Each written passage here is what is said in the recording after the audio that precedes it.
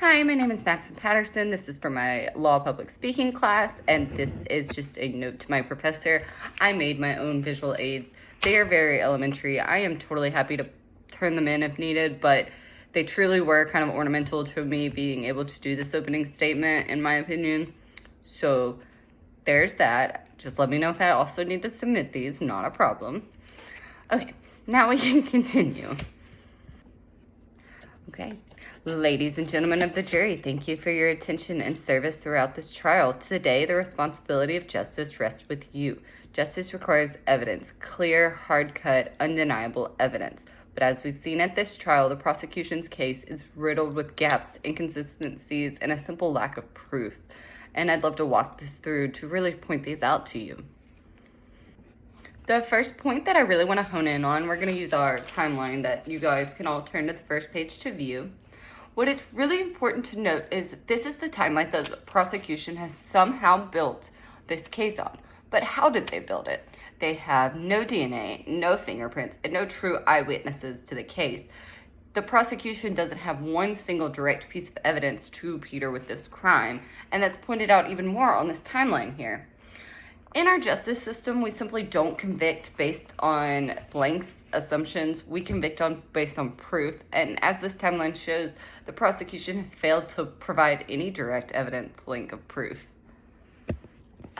As we move into our next point, you're going to head over to our Venn diagram if you guys want to follow along with our second point. The prosecution's case heavily relies on one single unreliable witness.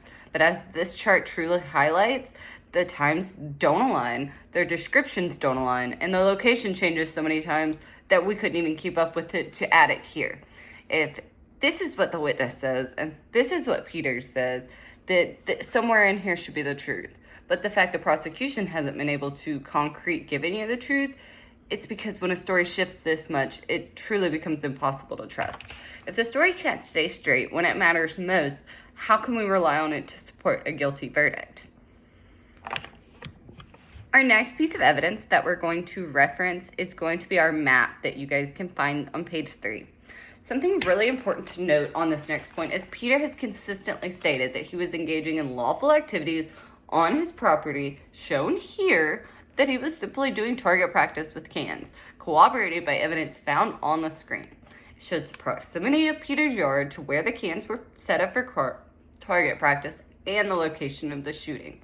And even more, both Peter and Joe both agree that he was simply firing at the cans. The prosecution has not provided evidence to contradict Peter's account or place him anywhere else in this vicinity that can make it any more than an accident, which truly highlights further the reasonable doubt in this case. The next point that I really want to hone in on, because it might be the most important, is the complete lack of physical evidence. The physical evidence simply doesn't lie. It's impartial, it's clear, it's critical in every single case. But let's look at what's also still missing. We have no DNA, no fingerprint, no forensic link of any kind tying Peter to this incident. Guesswork and assumptions simply don't hold up in our court of law. Justice demands certainty beyond a reasonable doubt. The list of missing evidence goes on to show you that certainty is simply nowhere to be found in this case, and as such, Peter should be found with a not guilty verdict. Ladies and gentlemen of the jury, this is an important time that I remind you that our justice system was built on the principle that guilt can be proven without a reasonable doubt. The prosecution has simply failed to meet that standard. What they've presented are assumptions, a shaky witness, circumstantial evidence, but nothing concrete. There are too many unanswered questions, too many holes in the case, and if there's reasonable doubt, truly any doubt, the law compels only one verdict, not guilty. I appreciate the time that you've taken today to look over the materials provided, to hear us out and learn a little bit more about this case. As we go forward, I truly believe that you will notice that it's simply not going to hold to standard. Thank you.